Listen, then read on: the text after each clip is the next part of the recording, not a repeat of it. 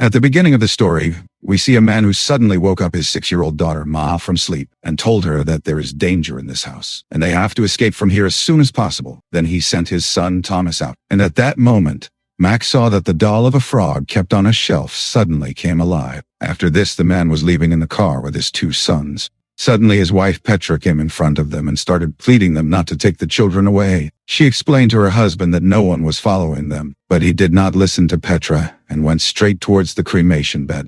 But suddenly, as soon as he turned his head back, his head caught fire and he was crushed to death in front of his children. Now 10 years had passed since this incident. Mark was going to school and his brother Thomas had opened a sound store. Neither Mark's teachers nor his classmates liked him at school, because earlier his brother had been expelled from school for hooliganism, and he too had done something similar. In his free time, Mark also helped his brother Thomas at his shop, and another boy named Memo also worked with him. On Meg's birthday, Thomas gave him a nutrition book called Chronicle, which had been in the family for a long time. In this world, it was told about a different world named Black Tower, in which many dangerous animals worked for a devil named Griffin. The real intention of Griffin was to rule over the human world, and according to this book, it was the men of his family who protected humans from Griffin. He brought this book home and started reading it quietly. He thought that all these were imaginary stories, but the things and maps mentioned in them seemed absolutely real. Seeing those bloody pictures, Meg suddenly got teleported to a strange place, and at that very moment, a ferocious animal appeared in front of him. Mark immediately ran to save his life and suddenly fell into a pit. The animal was about to kill Mark with an axe. Mark suddenly screamed and ran back to his house. The next morning, when Mark went to school, a new girl named Becky came into the class. The other children had already told Becky all sorts of things about Mark and his brother. They told her that Thomas had slapped a teacher, due to which he was expelled from school, and Mark has been getting his brain treated for a long time because he is not able to forget that scary night of his childhood. But all this did not make any difference to Becky, and she slowly started getting friendly with Mark. Then in the evening, when Mark returned home, his mother Petra told him, started talking about therapy sessions. His mother used to send him there because she didn't want him to become like his father. But Thomas didn't like all this at all, so he took his mother out of the house. And he started taking her along with him to the cremation ground because he had decided that he would expose the truth of the Black Tower to everyone. Together, they entered the upper part of the church where their ancestors had made their living place. Then Thomas showed him the things kept there which belonged to his father. Among them was an empty box, which probably contained something like a lock. Then suddenly Mark's finger got cut by a sharp object, and blood started flowing, and at the same moment a hole opened up from the ground, and both the brothers found a special locket in that box. Then Thomas said that according to the book, only through this locket can someone from his family kill Griffin. But as soon as Mark held it in his hand, suddenly the stone statues present in the cremation ground came alive. Mark and Thomas ran for their lives, but one of the statues of the devil stood in front of them. Just as the statue was about to attack the brothers, a statue of an angel came to their rescue. A fight broke out between the two idols, and during this time both the brothers hid in the church and slept there at night. The next morning when Mark woke up, Thomas was not there. He came out of the church and thanked the statue of the angel, and set out in his carriage to look for Thomas. When he reached home and opened the Chronicle book, he heard strange voices.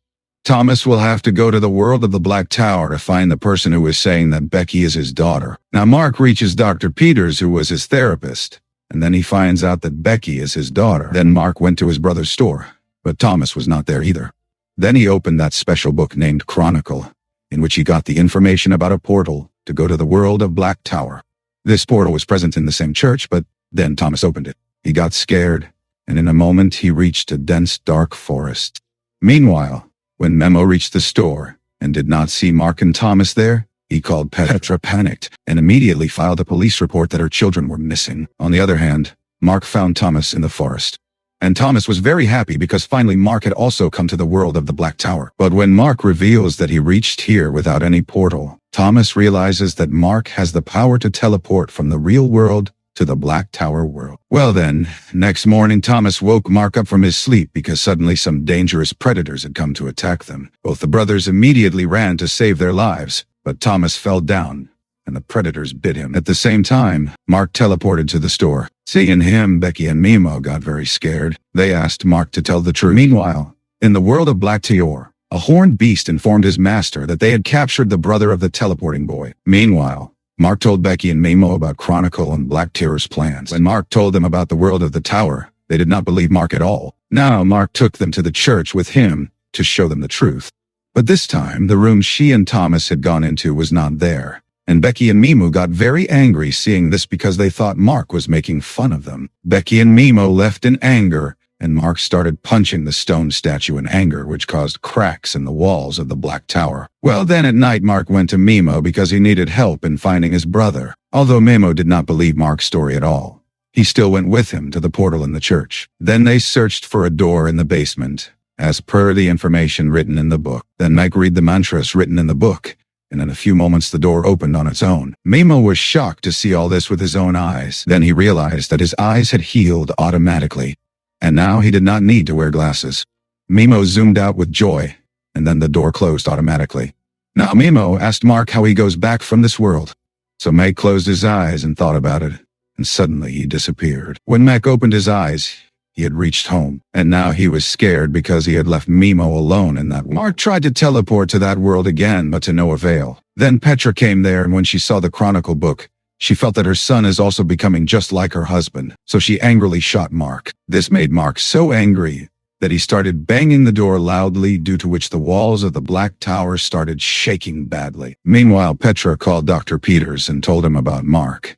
Then the doctor asked her to release Mark as soon as possible. Now Mark immediately ran towards the church, and he got a message on a wooden card that Memo was nearby. Now Mark immediately reached the store, and after buying the necessary things, went to meet Becky. He told Becky that Memo was left alone in the world of the Black Tower. He said that he was going to save Memo and Thomas. Then he gave Becky the Chronicle book and told her to give this book to my mother if he did not return. After this, he went to the world of Black Tower and started looking for Memo, while on the other hand, when Becky read the title, after reading his strange stories, she felt that Mark's mental condition is really not good. Meanwhile, in the other world, Meg came out of the jungle and started playing Memo's favorite songs on the top of a hill. Suddenly, some wild animals heard the songs and started moving towards him. Here in the real world, Becky showed some of her friends the Chronicle book and told them the story told by Meg. And then they looked up a method to make a wilted flower green again in the book, to see the truth of it, and decided to test it. Here in the Black Tower, a prisoner was captured and made to sit on Griffin's chair. Actually, Griffin could not speak on its own.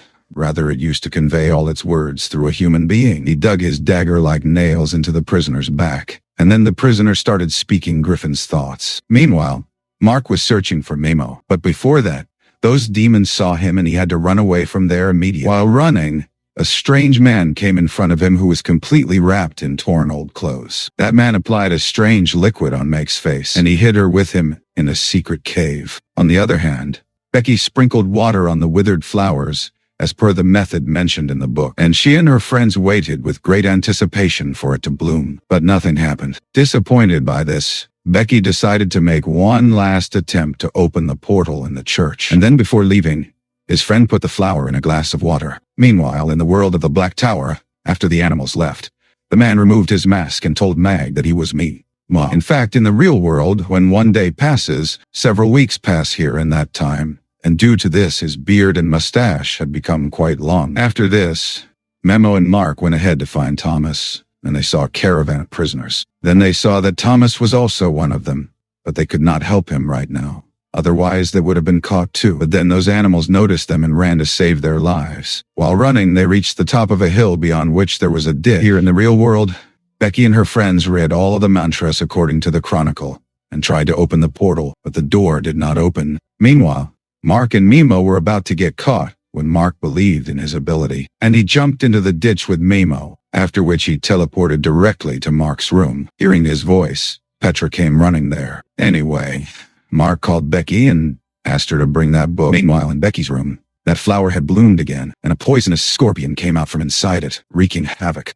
From the next day, Mark and Memo started making plans to save Thomas.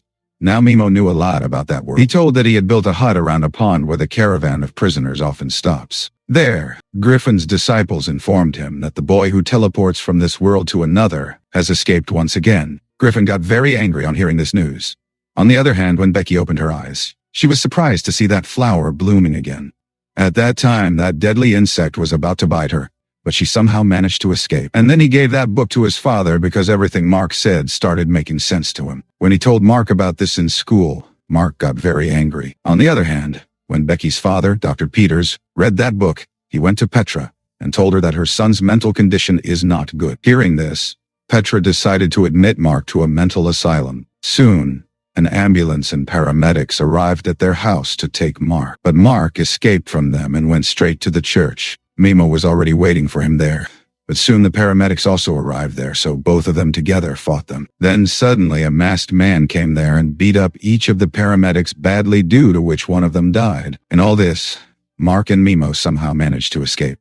In a few moments, Petra reached the church, and she saw Mark coming out of the church, and his clothes were stained with blood. At the same time, we see that Memo and Mark have teleported to the world of the Black Tower, and Memo takes Mark to the jungle he created. Whereas in real life, Dr. Peters came home and told Becky that Mark had killed a paramedic. So he told Becky straight away that there was no need to meet Mark. Here, Becky lay down on the floor in her room listening to songs. At the same moment, it started raining in the Black Tower, and Memo got very scared.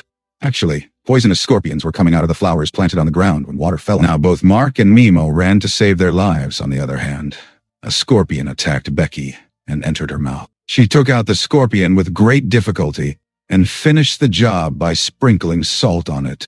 On the other hand, Memo and Mark also reached a hill while escaping from the children. When the morning came, all the children turned into rocks in front of their eyes. On the other hand, Becky searched for the chronicle from her father's room because now she believed Mark's story. She went straight to Petra with the book. Meanwhile, Memo and Mark reached a pond in the mountains. Here on Earth, when Becky's father came home, he removed his blood-soaked clothes and burned them. Then it is revealed that Dr. Peters had killed the paramedic in the church by using the disguise of Mark. After this, we see that a faceless demon came to Griffin's palace, who said that he tried his best to stop Mark from going to the human world, but he failed. When Mark saw Memo's jumpsuit, he was very happy with her hard work. With the help of that jumpsuit, they could keep an eye on every caravan passing through this route. On the other hand, Becky told everything to Petra. A detective was also present there, and he also felt that very strange incidents were happening in this city. Becky told both of them the whole story of Mark's ancestors, but then she realized that she had forgotten her bag in her friend's car, and the book was inside her bag.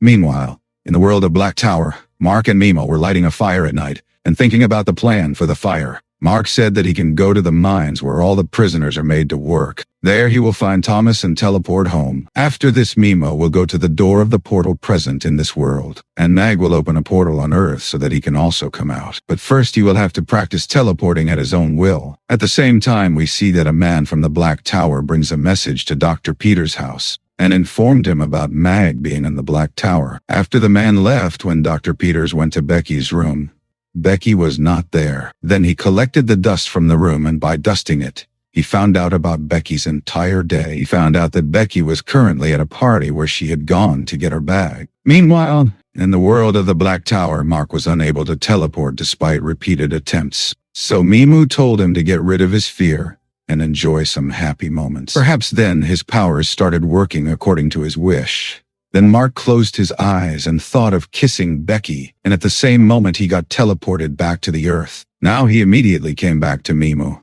but Memo told him that he would be away for 2 days. Well, now Mark remembers that to teleport you need to think about the place with your whole heart and believe in it. Meanwhile, we see that Becky finds her bag in the kitchen of her friend's house, which is completely wet. She immediately took out the chronicle book and found a blooming flower along with it. She understood that the scorpion that came out of it was definitely going to attack the people present there. Now she picked up the salt box and set out to stop Bichu. Meanwhile, in the other world, Mark heard the sound of someone's footsteps, and he got up and saw that it was his father. He started blaming Mark for his death. Mama tried to reason with him, but then Mark felt like someone was trying to get into his head. Here, Dr. Peters also followed Becky and reached the same party where a girl was attacked by the scorpion. Becky tried to help her, but her father came in front of her and brought the scorpion under his control, and he ordered her to go back home quietly. At this time, Petra and the detective were also present in the party, and suddenly they saw the children flying in the air and loud screaming sounds started coming. In a few moments, the hall became empty, and then they saw that it was a very dangerous animal, resembling a scorpion. The detective took out his gun and tried to shoot, but the animal attacked him. At the same moment, Petra fired her gun and killed him. Then Dr. Peters came in and the scorpion turned into a spear. Meanwhile, in the world of the Black Tower, Mag's eyes opened once again due to the magic of the fish, and he started arguing with Memo in anger.